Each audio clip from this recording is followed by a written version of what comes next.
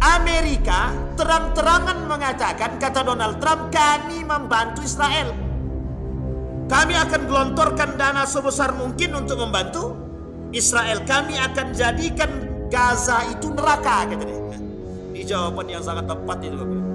Tapi uniknya Allah ganti kan.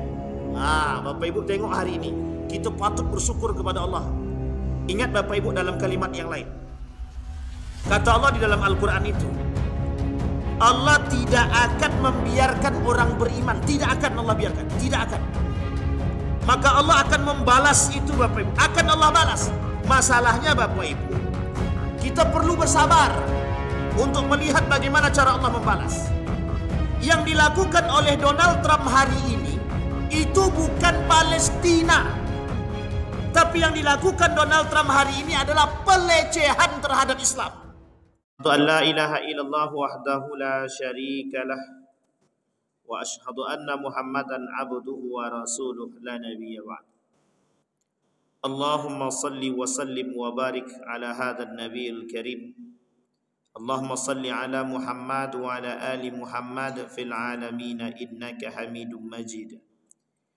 Ya ayuhan nasu ittaqu rabbakumul ladzi khalaqakum min nafsin wahidah wa khalaqa minha zawjaha wa batha minhuma rijalan katsiran wa nisaa wattaqullaha alladzi tasaaluna bihi wal arham innallaha kana 'alaikum raqiba.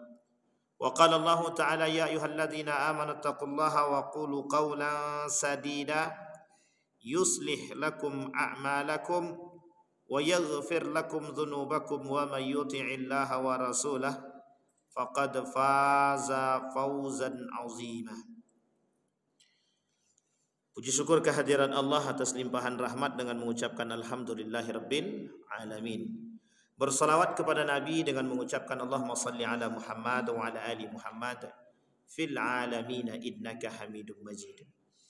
Bapak Ibu sekalian yang berbahagia, mudah-mudahan di maghrib ini Allah limpahkan rahmat dan karunia-Nya kepada kita semua. Allah jadikan kita orang-orang yang selalu bersyukur akan segala nikmat-Nya. Allah jadikan keluarga kita keluarga yang sakinah, mawaddah, warahmah, yang taat kepada Allah. Allah anugerahkan kita anak-anak yang saleh dan salehah. Allah istiqamahkan kita dalam ketaatan dan kebaikan. Allah jadikan kita mati dalam keadaan husnul khatimah. Baik Bapak Ibu sekalian yang berbahagia, di maghrib ini kita akan mencoba memahami ayat Al-Quran yang disampaikan oleh Allah di dalam Al-Quran, terkhusus dalam surat Al-Munafiqun, surat ke-63 ayat ke-4. Kata Allah di dalam Al-Quran, wa idza ra'aitahum tu'jibuka ajsamuhum wa iyyaqulu tasma' liqaulihim ka'annahum khushubun musannadah yahsabuna kulla sayhatin 'alaihim humul aduwwu fahdharhum qatalahumullah anna yu'fakun. Kemudian kalimat selanjutnya yang tak kalah penting bagi kita hari ini Bapak Ibu, terkhusus hari ini, artinya pada akhir zaman ini. Kata Nabi, ya ayuhan nabi jahidil kuffara.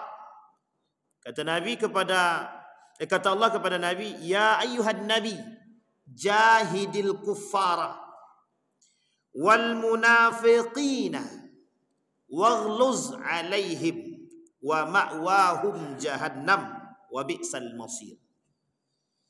Kalimat akhir daripada ayatnya yang disampaikan oleh Allah di dalam Al-Quran dalam surat Al-Baqarah ayat 12.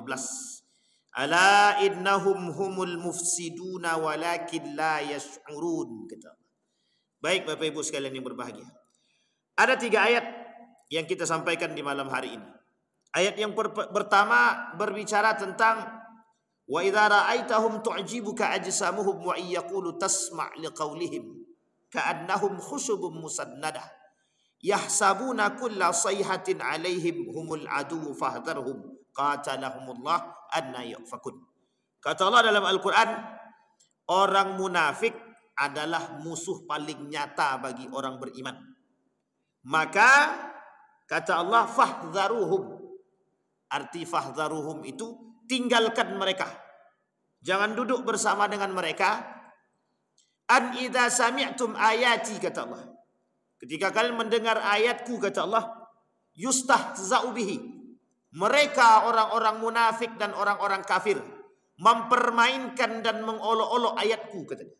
Mereka hina ayat Al-Quran, mereka hina Al-Quran, mereka hina Islam, mereka lecehkan Islam, kata Allah. Yustahza'u bihi. Kemudian mereka mengolok-olok syariat-syariat Islam. Kemudian Allah kata, fala taq'udu ma'ahum. Jangan kalian duduk bersama mereka. Tak boleh kita duduk dengan orang-orang seperti itu. Tak boleh kita duduk dengan orang yang jelas-jelas mendukung orang Yahudi, orang Nasrani, orang kafir yang memerang Islam.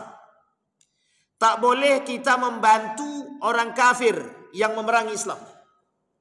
Tak boleh kita duduk bersama orang-orang munafik yang melecehkan Islam, yang tak suka dengan syariat Islam, yang membuat kabur urusan Islam, yang membuat kita ragu terhadap agama Islam. Tak boleh kita duduk. Kata Allah, fala taqudu ma'ahum. Jangan kalian duduk bersama mereka. Kalau kita masih duduk bersama mereka, kata Allah, idzan antum mithluhum. Jadi kalian sama dengan mereka, kata Allah. Ayat selanjutnya yang ingin kita coba angkat Bapak Ibu, dalam ayat yang kedua yang tadi kita bacakan. Tadi ada 3 ayat, ayat yang kedua.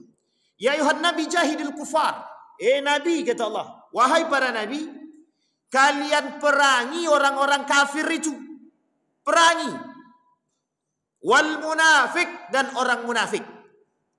Garis bawahi kalimatnya Bapak Ibu. Wahai para nabi, tolong kalian perangi orang kafir dan orang munafik. Sampai di sini bisa dipahami. Siapa yang disuruh diperangi oleh Allah? Orang kafir, orang munafik. Orang kafir dan orang munafik ini selalu bekerja sama. Kata orang munafik, di mana ada keuntungan di situ ada aku. Kata orang munafik, di mana ada keuntungan di situ ada aku. Tapi kalau tak ada duitnya di situ, tak ada untungnya, dia tak mau. Maka bukan munafik dia. Makanya Allah kata dalam Al-Quran dalam ayat yang lain, wa idza laqul ladzina amanu qalu amanna. Kalau kami bertemu dengan orang beriman seperti kalian, kami bersama dengan kalian. Wa idza khalau ila syayatinihim. Kalau nanti mereka dah kembali kepada setan-setan mereka, kata Allah, mereka akan sama seperti para setan itu. Memang begitu kata Allah dalam Al-Quran. Syayatinihim. Berarti kan jamak. Jamak daripada kalimat syaitan, setan. Jadi Bapak Ibu sekalian yang berbahagia, kata Allah kepada Nabi, wahai para Nabi, perangi orang kafir, perangi orang munafik. Sekarang saya tanya Bapak Ibu, siapa orang kafir itu hari ini? Yang dimaksud oleh Allah, orang kafir hari ini yang harus kita perangi, orang kafir yang memerangi kita. Namanya kafir harbi namanya. Kafir apa namanya? Harbi. Kafir harbi itu orang kafir yang menyerang kita. Contoh, Amerika, Jerman, Perancis, Inggris. Kalau mereka menyerang kita, kita harus serang mereka. Kita harus serang. Masa mereka serang kita diam, kita terima? Itu namanya bunuh diri. Kebodohan namanya. Tapi perangnya Bapak Ibu sekalian yang berbahagia bukan dengan senjata, tapi perangnya dengan otak. Perangnya dengan apa? Tidak dengan senjata. Tapi ada yang berperang dengan senjata? Ada. Apa contohnya yang berperang dengan senjata hari ini? Palestina dengan Israel. Nah, ini tolong Abang Ganting siap-siap. Palestina dengan Israel. Itu sedang baku hantam. Maka Bapak Ibu sekalian yang berbahagia, kalau ada negara yang membantu Israel, maka kita umat muslim juga harus membantu Palestina. Sampai di sini bisa dipahami. Kata Allah jahidil kufar. Kalimat jahidil kufar di sini, perangilah, jihadlah melawan orang-orang kafir bagaimanapun bentuk jihad kita. Kita harus lawan. Kata Musda Mulia, salah seorang profesor yang liberal itu, namanya Musda Mulia. Kalau kalian takut, potong nama itu, Bang. Musda Mulia nama dia, profesor, rektor, dulu pernah jadi rektor Universitas Syarif Hidayatullah Jakarta. Win. Universitas Islam Negeri Syarif Hidayatullah. Kata beliau, jihad itu membangun kebaikan. Jihad itu adalah berdamai dengan keadaan. Jihad itu adalah membuat perdamaian. Sehingga mereka membangun satu perjihadan dengan membangun satu kelompok, namanya kelompok perdamaian. Saya lupa nama lembaganya. Nama lembaganya saya lupa. Kata mereka itu jihad. Jadi jihad membangun kebaikan, perdamaian. Maka dengan bom itu bukan jihad. Dengan melawan itu bukan jihad. Dengan memberontak itu bukan jihad. Kata beliau itu bukan jihad. Kata Musda Mulia. Sampai di sini bisa dipahami Bapak Ibu? Baik. Sekarang Bapak Ibu, kalimat yang harus kita pahami adalah kafir. Orang kafir di sini yang boleh kita perang kafir harbi saja. Orang kafir yang menyerang kita. Sekarang pertanyaannya, kita di sini siapa? Umat Muslim. Ingat kalimatnya. Bukan kita Indonesia. Umat Muslim. Sekarang saya tanya, Palestina Muslim atau tidak? Muslim. Mereka diserang oleh Israel. Maka apa hukum kita membantu dia? Apa hukum kita membantu Palestina? Wajib. Bukan sunnah. Wajib. Amerika terang-terangan mengatakan, kata Donald Trump, kami membantu Israel. Kami akan gelontorkan dana sebesar mungkin untuk membantu Israel. Kami akan jadikan Gaza itu neraka, kata dia. Di jawaban yang sangat tepat itu Bapak Ibu. Tapi uniknya Allah ganti kan. Bapak Ibu tengok hari ini. Kita patut bersyukur kepada Allah. Ingat Bapak Ibu dalam kalimat yang lain. Kata Allah di dalam Al-Quran itu, Allah tidak akan membiarkan orang beriman. Tidak akan Allah biarkan. Tidak akan. Maka Allah akan membalas itu Bapak Ibu. Akan Allah balas. Masalahnya Bapak Ibu, kita perlu bersabar untuk melihat bagaimana cara Allah membalas. Yang dilakukan oleh Donald Trump hari ini, itu bukan Palestina. Tapi yang dilakukan Donald Trump hari ini adalah pelecehan terhadap Islam. Itu yang paling penting.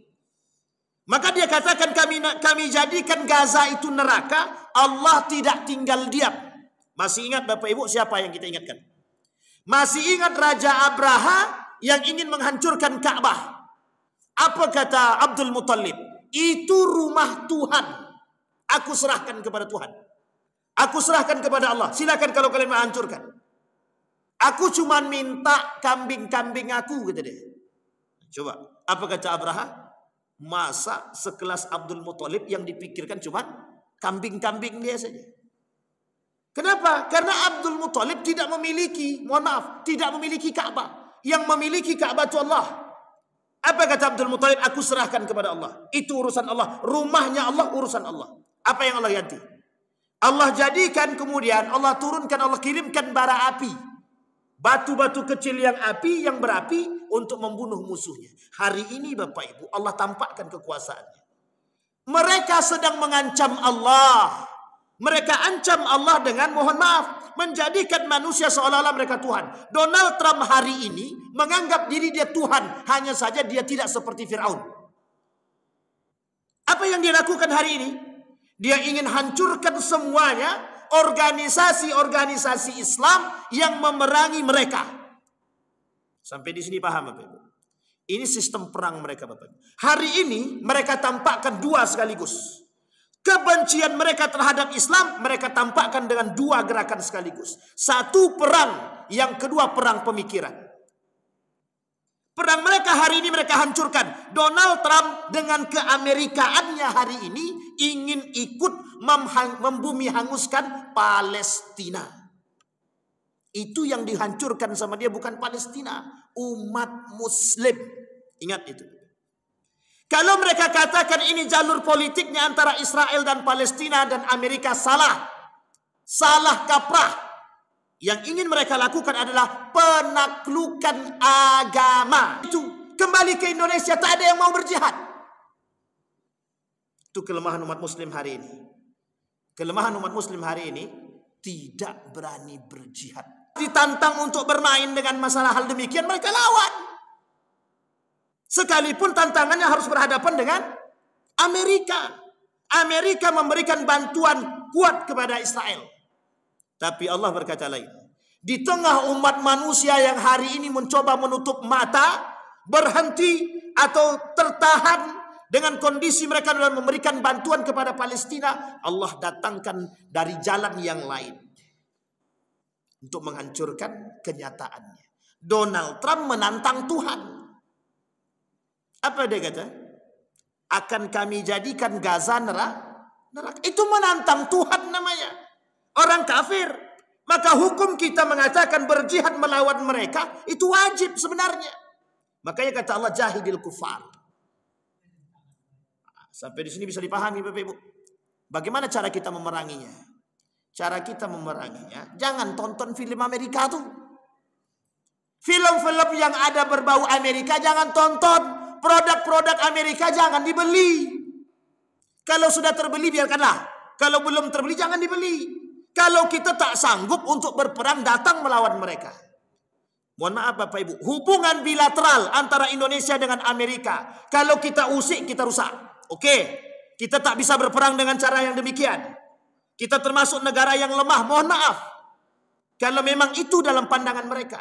Makanya mohon maaf. Kenapa Donald Trump berani koar-koar menganggap diri dia sebagai adik kuasa. Negara adik daya. Sampai di sini paham Bapak Ibu? Satu. Perang yang kedua yang dilakukan oleh Donald Trump terhadap umat muslim hari ini anti-Islam. Fobia. Sampai di sini paham Bapak Ibu? Namanya Islamfobia. Simbol Islamfobia hari ini adalah Donald Trump. Yang dengan lantang mengatakan kebencian terhadap Islam. Sampai di sini paham? Kalau Bapak Ibu tak sadar juga, kita ini tak sadar juga dengan gerakan yang mereka lakukan menghancurkan kita. Sampai kapan kita mau sadar? Masih juga kita nikmati produk-produk mereka. Masih juga kita tonton film-film mereka. Masih juga kita mau, mohon maaf, membantu mereka. Salah satu gerakan yang nampak hari ini kita membantu kaum Israel dan Amerika dengan membeli produk-produk mereka. Yang masih membeli produk Israel dan produk Amerika munafik. Munafik. Sampai di sini paham Bapak Ibu? Ini penting Bapak Ibu. Begitu cara dia menghancurkan Palestina, begitu kita bisa diam. Harusnya kita lebih gencar melawan itu. Bagaimana cara kita melawannya? Mendukung Palestina lebih kencang lagi. Bahkan kita harus buat kalau bisa tagar anti Amerika. Kan begitu? Nah, itu muskilah pula nanti. Masalah juga memang. Sampai di sini paham Bapak Ibu? Mereka tidak suka dengan Islam. Donald Trump itu tidak suka dengan Islam. Anti terhadap Islam. Maka disebut dengan Islamfobia. Sekarang apa yang harus mereka lakukan? Apa yang akan dilakukan oleh Donald Trump dengan gerakan-gerakan mereka untuk merusak Islam? Mereka bangun program-program yang merusak akidah kita. Mereka buat program-program untuk mendangkalkan akidah umat muslim. Hari ini Bapak Ibu, mereka tak lagi sembunyi-sembunyi menghancurkan Islam, tapi terang-terangan. Kalau Palestina bisa mereka taklukkan, maka semua negara Islam dengan sangat-sangat mudah ditaklukkan oleh mereka. Sekarang Bapak Ibu, ini bukan masalah politik. Ini masalah agama. Masalah agama. Tapi kan agama nggak perlu dijaga kata orang munafik. Kata orang munafik agama nggak perlu dijaga. Tapi yang ngomong itu siapa? Allah. In tansurullaha yansurkum. Kalau kalian jaga Allah, niscaya Allah akan menjaga kalian. Bapak Ibu sekalian yang berbahagia. Sekarang saya tanya Bapak Ibu, mengapa Palestina itu kok masih bertahan orang rakyat Palestina kok masih bertahan di sana? Apa yang mereka jaga? Kalau hanya sekedar tanah air saja, saya kira bukan itu menjadi alasan penting bagi rakyat Palestina untuk bertahan. Kalau cuma sekedar tanah kelahiran, itu mudah bagi mereka.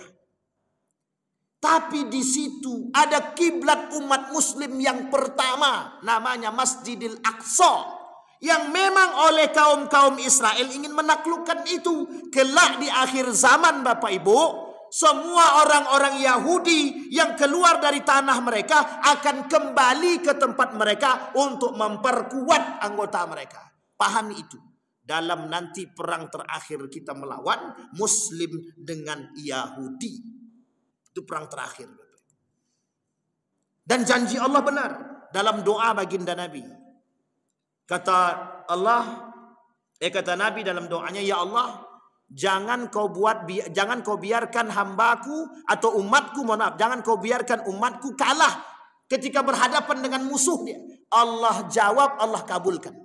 Maka kelak Bapak Ibu, sekalipun ada pertumpahan darah antara Yahudi dan Muslim, orang kafir dengan Muslim, orang Muslim pasti menang. Pasti menang. Tapi kapan? Sampai di sini bisa dipahami. Kenapa doanya Nabi Muhammad sallallahu alaihi wasallam? Nah, Bapak Ibu sekalian yang berbahagia, Allah kata jahidil kufar wal munafik. Sekarang Bapak Ibu itu kafirnya. Sekarang Bapak Ibu yang harus pahami kelompok keduanya. Apa kelompok keduanya itu? Munafik. Ada orang yang munafik dengan agama. Dia Muslim tapi dia mendukung orang kafir, munafik. Dia Muslim masih membeli produk Israel, munafik. Dia Muslim tapi tak suka dengan syariat Islam, munafik. Dia Muslim tapi melecehkan Al-Quran, munafik. Dia Muslim tapi melecehkan nilai-nilai agama, munafik. Bapak Ibu sekalian yang berbahagia, yang menjadi persoalan bukan Bapak Ibu. Yang menjadi persoalan kita hari ini adalah generasi setelah Bapak Ibu. Perhatikan baik-baik. Anak Bapak Ibu, perhatikan baik-baik. Berapa besar kekuatan mereka merusak pola pikir anak-anak kita hari ini dengan semua program yang mereka lakukan. Kita lihat Bapak Ibu, yang sudah nampak di tengah kita hari ini. Berapa banyak anak-anak muda yang tercuci otaknya dengan gerakan-gerakan mereka. Sudah kita sampaikan. Orang munafik itu banyak. Dan kata Nabi, yang paling berbahaya itu bukan orang kafir. Justru orang munafik yang berada di antara kita. Ketika kita berbicara tentang agama, yuk sama-sama kita sholat berjamaah, kita kuatkan, kita bangun persatuan. Apa kata mereka? Alah, cuman sholat aja pun. Sholat ya udah sholat aja lah. Itu munafik namanya itu. Ketika ada semangat juang dalam membangun perekonomian misalkan, datang orang-orang di belakang.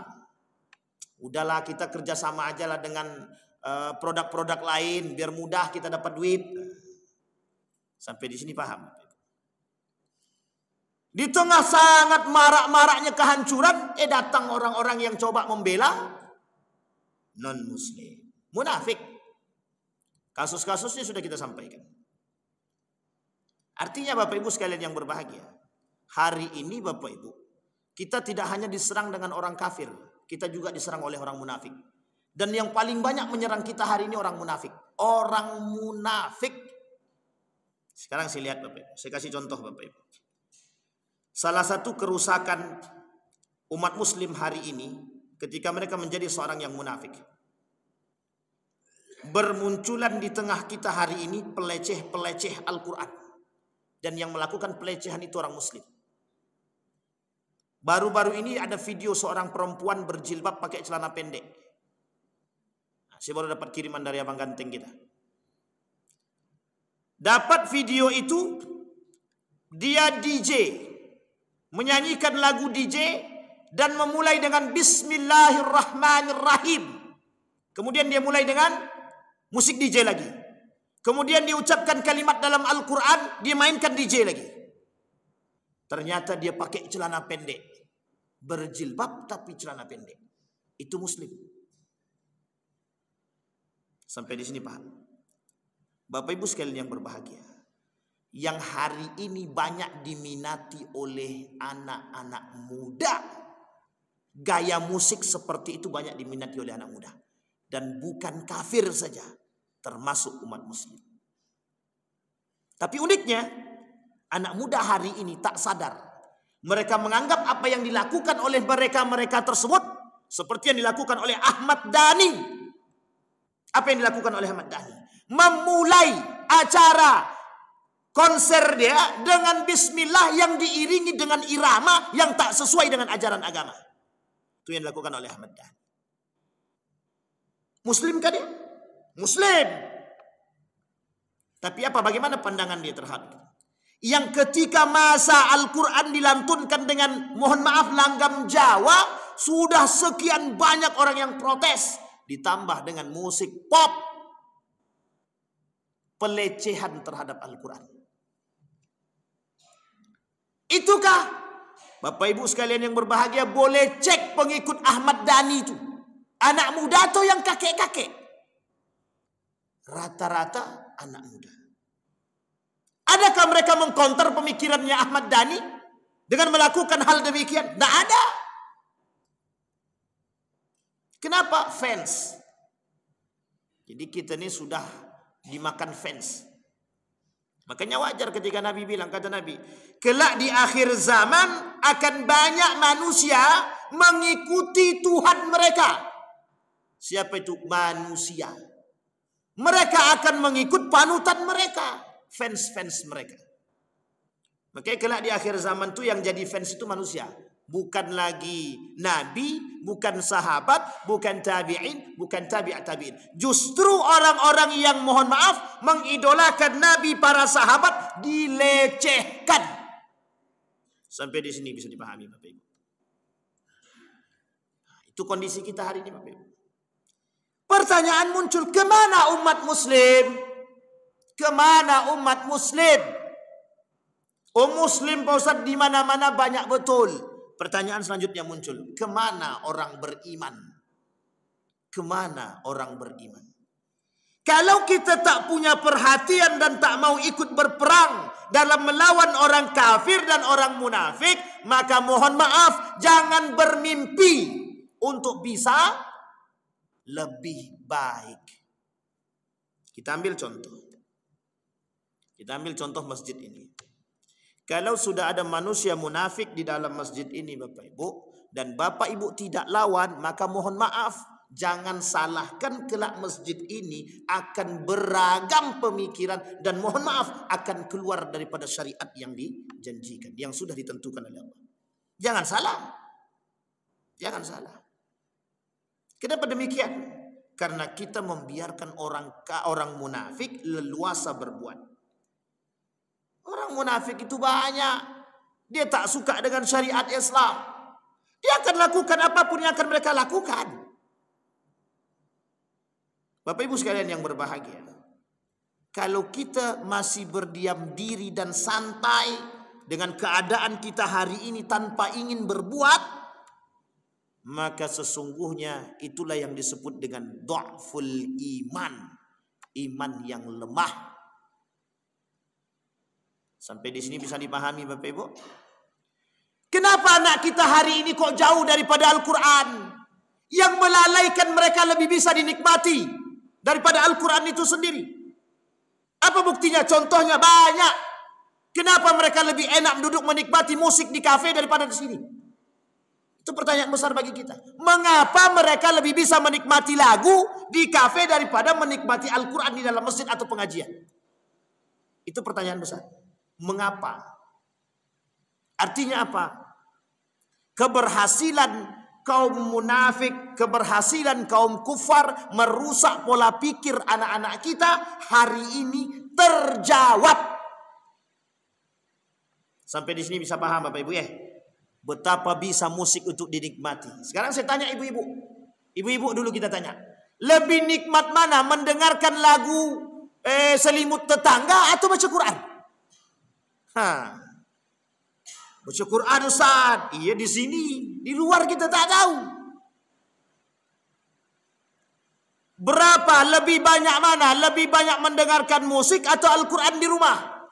Nih bapak-bapak yang mau jujur silakan jujur. Lebih banyak mana yang bapak-bapak dengarkan di rumah? Musik atau baca Quran? Mana tuh? Lebih banyak mana tuh kira-kira? Musik atau baca Quran? Baca Quran 5 menit ngantuk Ustaz. Dengarkan musik setengah jam lebih pun tak ngantuk-ngantuk.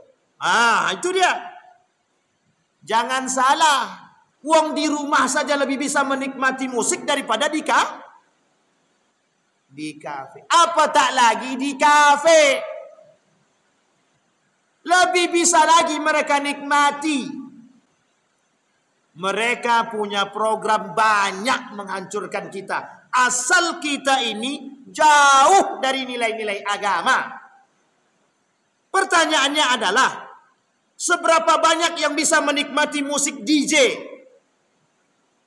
Uniknya, ketika musik tersebut dinyanyikan dengan lantunan Al-Quran, tidak ada sedikit pun yang mau protes. Kecuali orang-orang yang beriman. Artinya apa Bapak Ibu? Mencampur adukkan yang subhat. Mencampur adukkan yang halal dan yang haram. Sehingga kita tidak tahu lagi mana yang halal, mana yang haram. Kalaulah mohon maaf kita berdiam dengan perbuatan mereka yang melecehkan Al-Quran, menyanyikan dengan lagu pop, dengan irama pop, menyanyikan dengan irama DJ, mengaji dengan irama-irama seperti itu, jadinya subhat. Tapi kalau kita diamkan, tidak ada yang menyalahkan, maka kelak akan lebih banyak berbuat demikian. Masih banyak lagi. Kenapa kita diam? Kenapa kita anggap biasa? Sama. Kelak ada perempuan berjilbab tapi pakai celana pendek, kita tak berani tegur. Kita tak berani katakan itu salah. Maka akan lebih banyak perempuan yang keluar dan menggunakan kerudung selain daripada orang tersebut. Kenapa? Karena umat muslim hari ini diam. Tidak berani menegur yang salah. Tidak berani menegur yang berbuat maksiat. Sehingga apa yang terjadi? Kemaksiatan didiamkan, kemungkaran didiamkan. Yang terjadi apa? Pembiasaan terhadap yang salah. Coba perhatikan kalimat yang saya sampaikan kalimat ini. Ini kalimat yang sederhana. Lebih baik mana? Anak salat di masjid atau di rumah? Lebih baik mana anak salat di masjid atau di rumah? Ibu-ibu, lebih baik mana anak sholat di masjid apa di rumah? Sekarang saya tanya lagi. Lebih baik mana? Yang penting dia sholat meskipun nggak ke masjid, atau dia tidak ke masjid dan tidak sholat? Lebih baik mana? Yang penting dia sholat meskipun tidak ke masjid, atau dia tidak ke masjid, tidak sholat? Lebih baik mana? Lebih baik yang penting dia sholat, kan begitu? Nah sekarang saya tanya, lebih baik mana? Sholat di masjid atau sholat di kafe? Oke, masjid. Sekarang saya tanya lagi, lebih baik mana? Meskipun dia di kafe tapi sholat, daripada dia di kafe tapi tidak sholat? Lebih baik mana? Lebih baik yang penting dia sholat meskipun di kafe, kan? Daripada dia tidak sholat, betul? Nah, sekarang saya tanya Bapak Ibu, itu dak yang kita sampaikan kepada mereka? Yang penting kau sholat nak. Betul apa salah? Betul apa salah? Itu dak yang kita sampaikan kepada anak-anak kita? Yang penting kau sholat nak. Mau di kafe kau, mau dimanapun kau, yang penting kau sholat. Betul apa salah? Salah tuh. Yang betul? Hari ini kenapa kafe itu lebih penuh? Apa jawaban anak muda hari ini? Yang penting kami sholat Ustaz. Mau kami sholat di kafe atau dimanapun, yang penting kami sholat. Jadi jangan salah kalau masjid kita sunyi dari anak muda. Kenapa? Yang penting mereka sholat. Hasil didikan orang tua, yang penting kau sholat. Mau di kafe, mau dimanapun kau tempat, yang penting kau sholat. Artinya apa? Pembiasaan terhadap peninggalan sholat berjamaah di masjid. Akhirnya apa? Mohon maaf, anak muda terbiasa untuk tidak sholat di masjid. Yang penting kami sholat. Yang penting kami ingat Allah. Yang penting kami sholat. Mau di masjid kayak kami sholat, mau di rumah kayak, mau dimanapun silahkan. Nilai masjid hilang. nilai keberkahan masjid hilang. Kelak orang tak cinta masjid. Memang cinta solat, betul, tapi tak cinta lagi dengan masjid. Akhirnya apa? Mohon maaf, lambat laun yang menghuni ini, yang tua-tua, mati bergiliran sedikit demi sedikit. Mohon maaf, tidak ada lagi anak muda. Masjid sunyi. Kenapa? Dibiasakan mengatakan kepada mereka, yang penting kau sholat. Mau di masjid kek, mau di rumah kek, mau di mana kek, yang penting kau jangan lupa sholat. Itu pernyataan yang salah. Kalau bisa nak sholat di masjid kalau tak sakit. Kalau tak ada uzur, sholat di masjid. Kemanapun kau pergi, kalau bisa sholat di masjid. Nongkrong di kafe, cari masjid, sholat di masjid. Begitu harusnya kita tanamkan kepada anak-anak kita. Artinya apa? Modal fikiran saja kita sudah membuat kebiasaan dalam lingkungan kita. Artinya apa? Kita tak pernah paksakan mereka ke masjid kok. Kita tak pernah paksakan mereka mengaji kok. Kita tak pernah kasih mereka, mohon maaf, hukuman kalau mereka tak sholat, kalau mereka tak ngaji, kalau mereka tidak melakukan ibadah. Kita biasa-biasa saja kok. Di sekolah kalau mereka nggak buat PR, ada guru yang menghukum. Di rumah kalau kami tak sholat sudah biasa. Kenapa? Orang tuanya tak sholat. Mohon maaf Bapak Ibu. Artinya apa? Artinya akan banyak bermunculan manusia-manusia munafik di tengah-tengah umat muslim hari ini. Nabi kata begitu. Kelak kata Nabi di akhir zaman akan muncul 30 kadzab. Kata Nabi kelak di akhir zaman akan muncul 30 manusia penipu pendusta. Salah satu karakter orang munafik apa? Dusta. Kalaulah cuma 30 itu bahasa kiasan. Artinya adalah akan muncul umat-umat yang lain dari kalangan umat muslim itu para pendusta. Siapa mereka? Orang munafik. Yang berani berdusta siapa? Munafik. Apakah orang beriman harus berdusta? Tidak. Berarti yang berdusta siapa? Makanya kata Allah, jahidil kufar wal munafik. Perangi orang kafir yang memerangi kita. Seperti Amerika yang memerangi umat muslim, perangi. Seperti orang kafir yang menjadi tangannya orang munafik menjadi tangannya orang kafir untuk merusak Islam, kita harus perangi. Kalaulah kafe itu merusak anak kita, kita harus perangi. Bagaimana cara kita memerangi? Jangan dibakar kafenya. Panggil anak tuh. Kalau kau masih tak sholat, jangan kau pernah balik ke rumahnya. Kata anaknya, oke. Itu pula masalahnya anak zaman sekarang tuh. Semakin kita kasih rambu-rambu, semakin dilawannya, Pak. Kalau kau tak mau ngaji, kalau kau tak mau sholat, jangan pernah kau tinggal di rumah nih. Kata anaknya, oke mak, kalau itu maunya mak, jangan mak cari aku ya kalau aku pergi. Nah, seminggu pergi anak tadi, goyang iman maknya. Aduh kemana anakku nih ya, kata, dicari juga kan mak, mak cari juga kan. Apa kata maknya? Mau sholat kau mau tidak, tak apa-apa, yang penting kau balik ke rumah. Nah, coba bayangkan Pak, kalah kita sama anak hari ini kan? Kalah. Anak kecil umur 3,5 tahun saja bisa mengatakan begitu kepada kita Pak. Apalagi yang di atas Pak. Tantangan kita berat Bapak Ibu. Berat. Tantangan kita itu berat. Musuh kita yang nyata itu memang orang munafik, itu jauh lebih berat daripada orang kafir itu sendiri. Karena orang munafik itu berada di antara kita. Mereka kadang membantu orang kafir, kadang mereka bersama kita, kita tidak tahu. Itu buktinya. Ketika gencar-gencarnya pemboikotan produk Israel, masih banyak orang berkerudung, orang muslim berpeci masuk ke Starbucks, masuk ke KFC, membeli produk-produk Israel. Masih banyak sampai hari ini. Pertanyaan muncul, kemana rasa mereka? Apa mereka punya rasa? Apa mereka punya hati? Tidak punya. Sampai di sini bisa dipahami Bapak Ibu. Nah, begitulah keadaan kita. Nah, apa yang harus kita lakukan? Kembali kepada ayat tadi, jahidil kufar.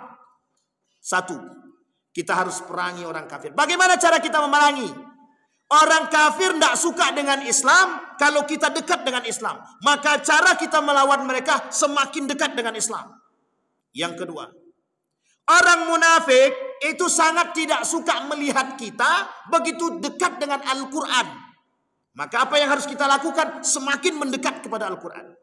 Orang munafik pengennya kita jauh daripada nilai-nilai agama. Apa yang harus kita lakukan? Mendekat kepada nilai agama.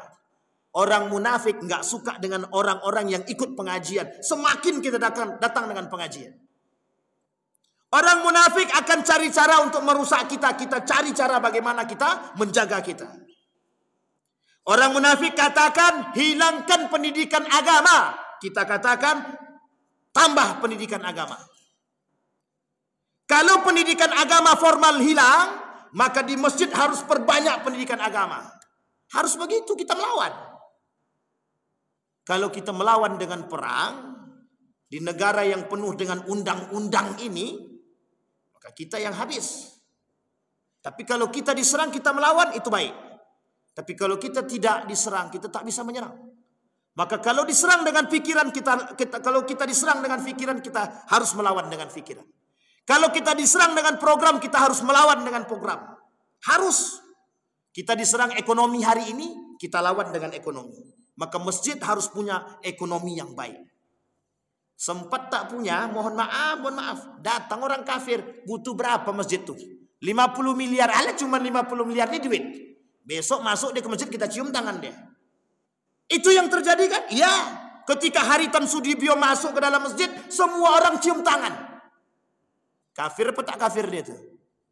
Kafir, tapi kenapa? Karena piti. Mau kita dibeli begitu.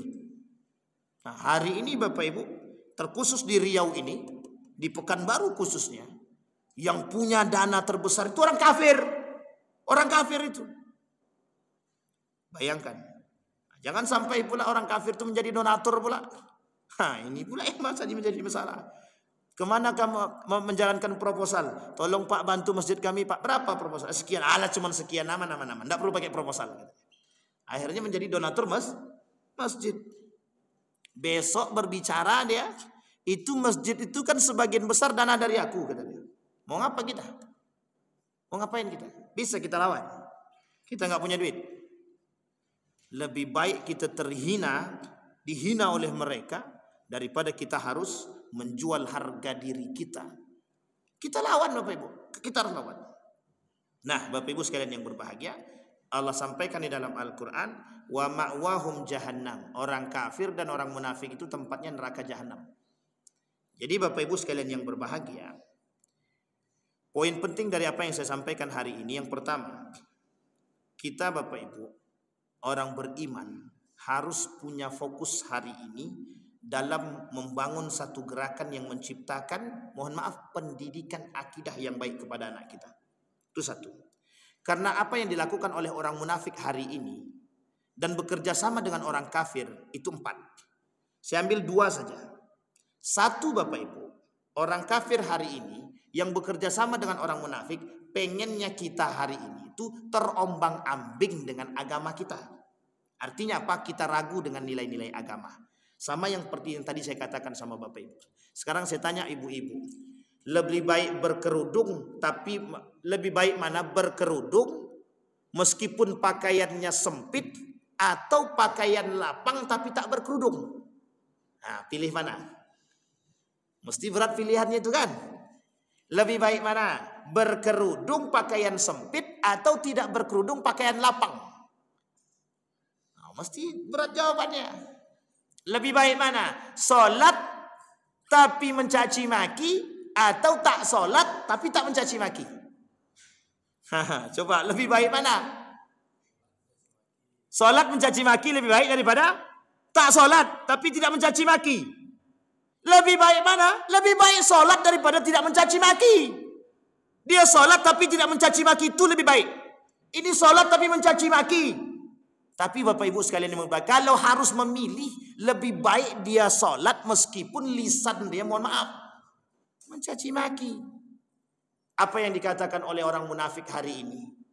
Dia sholat tapi lisannya minta ampun. Mending aku tak sholat tapi lidahku baik. Nah, itulah yang terjadi di tengah kita hari ini. Itu orang munafik tuh Bapak Ibu. Munafik. Kenapa pilihannya begitu? Pilihan yang paling baik itu adalah solat dia dengan solat menjaga lisan. Itu yang paling baik. Makanya Bapak Ibu jangan salah kalau ada orang mohon maaf solatnya rajin, korupsi juga rajin. Itu imbang namanya dunia akhirat.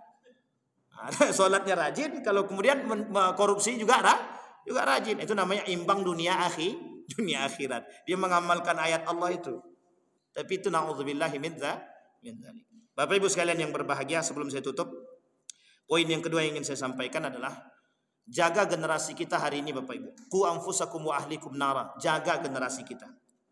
Mohon maaf Bapak Ibu, yang melalaikan anak muda hari ini adalah satu, alat elektronik itu tadi. Yang kedua, musik.